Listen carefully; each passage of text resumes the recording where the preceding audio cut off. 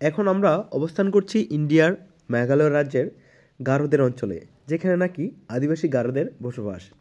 আর ঠিক অপর প্রান্তে অপরূপ বাংলার নেত্রকোনা জেলার দুর্গাপুর অঞ্চল।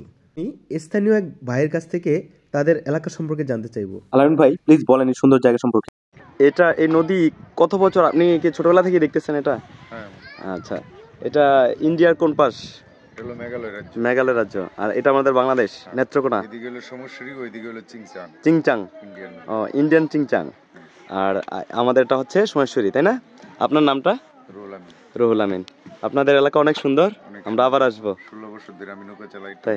তাই আপনি আসলে আমাদের লোক পাঠাইলে তাদের সাথে করতে পারবেন, তাই না? এখন কথা হচ্ছে এই যে এখানে ইন্ডিয়া, আপনারা গিয়েছেন কখনো? হ্যাঁ, অনেক গিয়েছে। আপনাদের জন্য যাওয়া কোনো সমস্যা নেই, তাই তো? যাইতে পারে, কিন্তু আমরা গেলে সমস্যা, তাই না? কিন্তু আমরা তো আজকে প্রায় ইন্ডিয়াতেই নিয়ে ঘুরে নিয়ে আসলেন, তাই না? যদি ঢাকা থেকে কেউ আসে, আমাদের ওইখান থেকে যদি কেউ আসে, আপনারা ঘুরাইতে পারবেন ইন্ডিয়াতে।